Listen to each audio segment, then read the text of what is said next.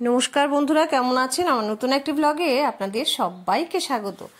তো অনেক ফুল ফুটেছে গাছের, কারণ স্কুলে যখন যাই তখন তো সব অনেক সময় কিগুলি কুড়ি কুড়ি থাকে, মানে ফোটে না ভালো করে। এখন একটু বেলা করে তুলছি বলে, কেন কি আমার স্কুলে গরমের ছুটি পড়েছে, তাই জন্য একটু পরে পরে তুলেছি আর কি, ভোর ভোর ভোর তুলিনি। এই জন্য ফুলগুলি সব ফুটেছে, বেশ ভালোই লাগছে। আর সকালবেলার আবহাওয়াটা তো বেশ ভালো থাকে, পরিবেশটা চারিদিকে পাখির কিচির মিচির, কোনো অন্য শব্দ টব্দ নেই, চুপচাপ চুপচাপ থাকে, তখন ফুল টুল তুলতে বেশ মনটাই ভালো হয়ে যায়। তো আপনাদের বলছি, আমি তো অনেক দিন পর আবার পর আজকাল ভিডিও করি, কেন কি শর্ট ভিডিও ছাড়ি, কেন কি দেখে না সবাই, এই জন্য খুব কষ্ট হয় মনে, যে কষ্ট করে তো বানাই। একে হলে অনেক রাত্রিবেলা ভয়েস দিতে হয়, না হলে তো আবার ভোরবেলা উঠে ভয়েস দিতে হয়, এডিটিং করতে হয়, কেন কি আওয়াজ এসে পড়ে না, সব তো লাগোয়া লাগোয়া বাড়ি, এটা তো হবেই, কথা বললেই এসে যায়। তো এই জন্য আর কি। তো আপনারা যদি পাশে থাকেন আমার, তাহলে খুব ভালো হয়। আজকে একটা সুখবর শেয়ার করব আপনাদের সঙ্গে, তাহলে ভিডিওটা দেখতে থাকুন। তো আজকে কি কি করলাম, আমি ভালো করে ফুল টুল তুলে চান টান করে পুজো দিয়ে আজকে যাব দাদার বাড়িতে। আজকে আমার বড় দাদা, যে সবার বড়, উনি আমার বাবা, সত্যি অনেকদিন বলেছি আমি আগের পুরনো ভিডিওতে, আমি যখন 7 বছর বয়স তখনই আমার বাবা মারা গেছেন।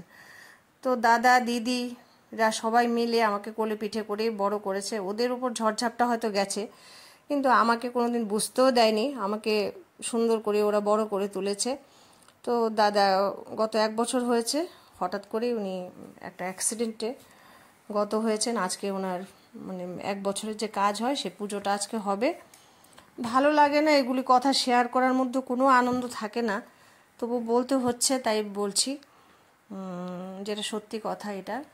তো গেলাম, কারণ কেন কি হয়তো দাদা তো প্রচণ্ড ভালোবাসতে, যখন ছোটবেলা ছিলাম তখন হয়তো শাসনে বারণে বড় করেছে, কিন্তু যখন বড় হয়ে গেছি আবার, তখন যে কোনো সিদ্ধান্ত নেওয়ার আগে সবসময় জিজ্ঞেস করতে, এটা করলে ভালো হবে, ওইটা বললে ভালো, মানে যেরকম বাবারা হয়, বাবারা যখন ছেলেমেয়েরা বড় হয়ে যায় তখন কি করে, ছোটদের জিজ্ঞেস করে করে করে, সেরকম বড়দাও আমাদের সবসময় জিজ্ঞেস করতো, আমাদের সাপোর্ট চাইতো আর কি।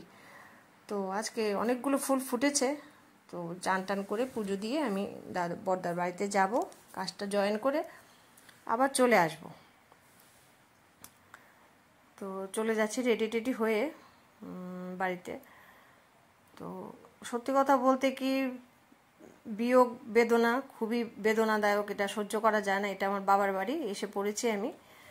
তো বেশিক্ষণ থাকবো না, যতক্ষণ কাজটা হবে, ভাইপোটা আছে, ওই এসে ফিরে যাচ্ছি। যাওয়ার পথে হঠাৎ একটা বাড়িতে দেখলাম লাল লাল ফুলে ভরে আছে। ওমা, হঠাৎ করে নজর দিতেই দেখলাম কি, এগুলি তো বক ফুল। বক ফুল আপনারা চেনেন?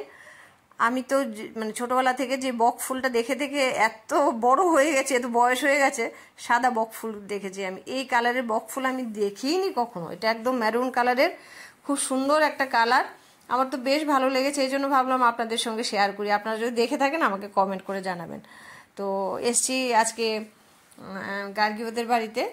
তো গার্গী আমার বাড়িতে যাওয়ার কথা ছিল, আমি বারণ করে দিয়েছি, কেন কি ভাবলাম না আমি দিদির কাছে আসি, দেখা করে যাই, কারণ দিদি আমার বাড়িটা একটু গলির ভিতরে হওয়াতে দিদি তো হেঁটে যেতে পারে না, দিদি পাটা ফুলে থাকে। আমাকে খুব আদর করে দিচ্ছে আর কি। তো খুশিও হয়েছে, এই জন্য গার্গী চলে গেলে, আজকে হঠাৎ করে উনি হঠাৎ অসুস্থ হয়ে পড়েছেন, আমি যাওয়াতে আবার উঠে বসেছে, আমাকে সঙ্গ দিচ্ছে আর কি।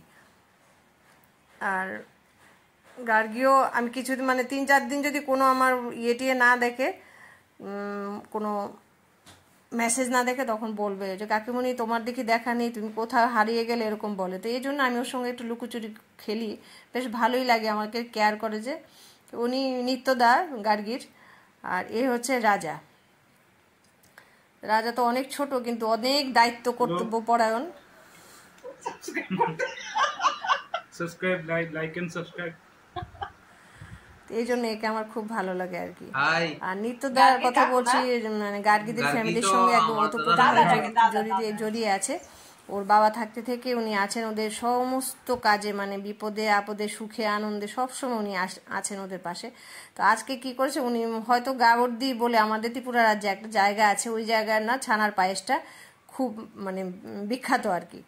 তো আমাদের মানে ত্রিপুরার মধ্যে আর কি। তো উনি এনেছেন, বলছে গার্গী বলছে দাঁড়া তোমাকে একটা মিষ্টি দিই, কারণ ও জানে আমি মিষ্টি খেতে খুব ভালোবাসি, এই জন্য আমি তো বেশ খুশি হয়েছি। আর খুব টেস্টি এটা, ইনি রাজার মা, তো উনি সব ওকে একটু হেল্প করে দিচ্ছেন হাতে হাতে, ওর গার্গী কাকিমণি হয় আর কি। তো এসে তো ভালোই লাগলো, সন্ধ্যাটা খুব ভালো কাটলো। এই যে এটা আমার জিয়া, আমার স্টুডেন্ট, এখন বড় হয়ে গেছে, আজকে আমার ঘরে এসছে বের করতে না রে। ওর মা পাপা গেছে ডাক্তারের কাছে, এই জন্য আমরা এতক্ষণ দুজনে মিলে অনেক মজা করেছি। আরে কি করেছি বলো তো, বলো। অনেক ভিডিও বানিয়েছি, লুকোচুরি খেলেছি, কিছু খাবার বানিয়ে দেয়নি বলে।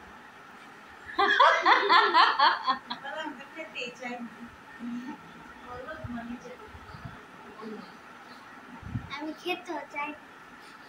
খেতে ভালো লাগে। ও আমাকে অনেক কিছু শিখিয়েছে। আমি যখন ভিডিও প্রথম আরম্ভ করেছি অনেক কিছু ভুল করতাম, দৌড়ে দৌড়ে ওর কাছে যেতাম। তো ছোট থেকে একদম কোলের থেকে দেখছি, আমি জন্ম থেকে দেখছি, এখন বড় হয়ে গেছে, এখন আমাকে শেখা, ছোটবেলা আমি ওকে শিখিয়েছি। তো আমি সুখবরটা যে বলেছিলাম সেটা হচ্ছে আমার যে ইউটিউবের 1000 সাবস্ক্রাইবারের ক্রাইটেরিয়াটা, এটা আমি পার করেছি শুধুমাত্র আপনাদের সবার সহযোগিতায়।